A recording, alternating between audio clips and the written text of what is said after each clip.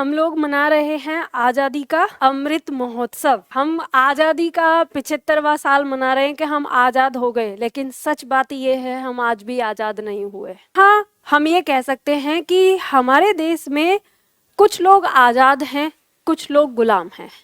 अब वो अपनी मर्जी से गुलाम हैं और अपनी मर्जी से आज़ाद हैं। कैसे?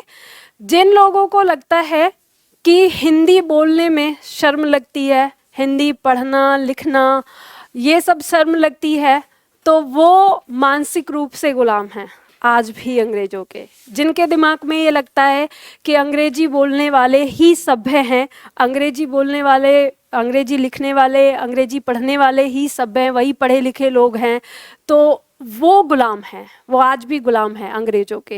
भले ही हम शरीर से आज़ाद हो गए, लेकिन वो गुलाम है। तो हम ये कह सकते हैं कि जो हम ये महोत्सव मना रहे हैं आज़ादी का, इस महोत्सव में हम ये शपथ तो ले सकते हैं कि हम अब गुलामी नहीं करेंगे।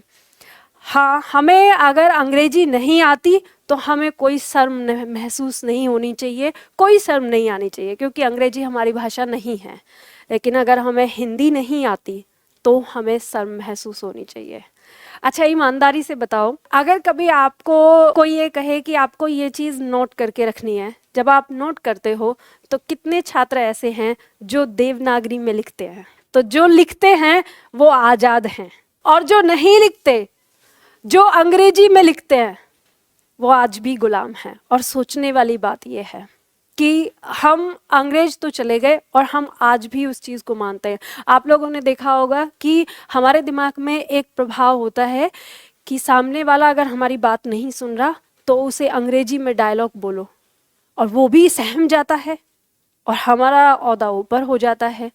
ये समझो वो भी गुलाम है सामने वाला, और आप भी गुलाम हो, क्योंकि आज भी आपको किसी को दबाने के लिए अंग्रेजी का ही सहारा लेना पड़ रहा है। इसके बदले आप हिंदी बोल सकते हैं, बहुत अच्छी हिंदी बोल सकते हैं। हमारी हिंदी भी बहुत कुछ अच्छा सिखाती है आपको। और हिंदी ऐसा विषय है कि जिसे आप देखें, हिंदी के एक एक शब्द में आपको कहीं ना कहीं कोई ना कोई शिक्षा आपको मिलेगी। जैसे एक छोटा सा उदाहरण दूंगी। आप लोगों ने काल पढ़े हैं?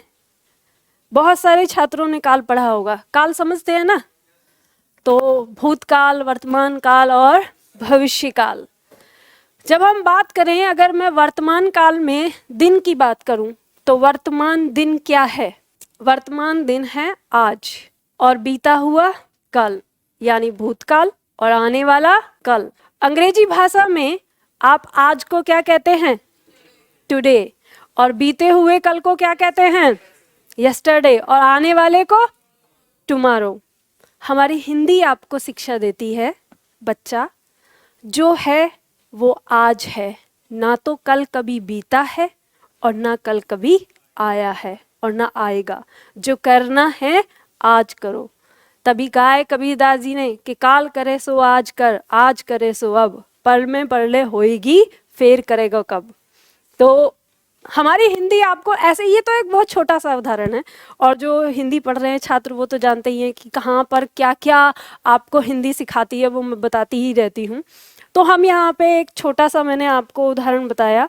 तो खैर, हम जिस चीज़ के लिए आज इकट्ठे हुए हैं वो हम यहाँ पे शुरू करते हैं। तो हम आज़ादी का महोत्सव मना रहे हैं, 75वां साल हमें आज़ाद हुए को हो गए हैं। हाँ, इस उत्सव पर मैं आपसे ये ज़रूर कहूँगी कि हमें एक बात ज़रूर जाननी है कि हम आज़ाद कैसे हुए।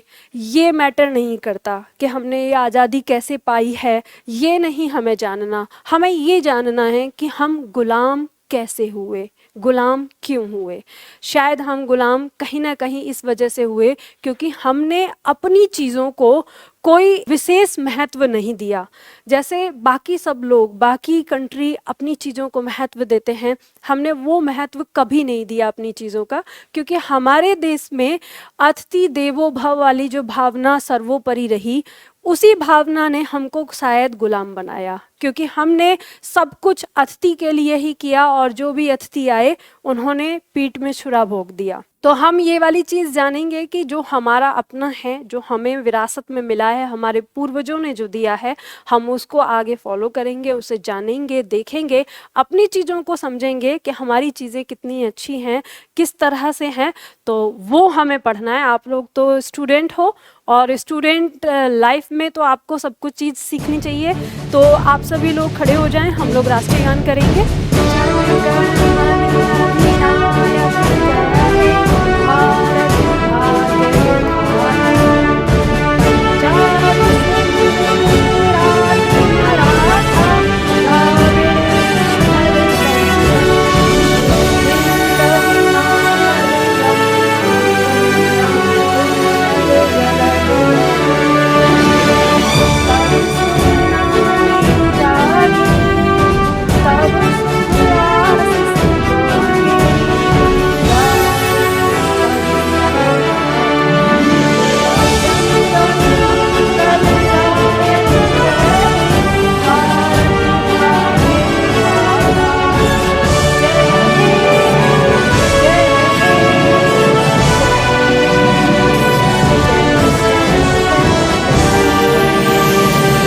भारत माता की जय।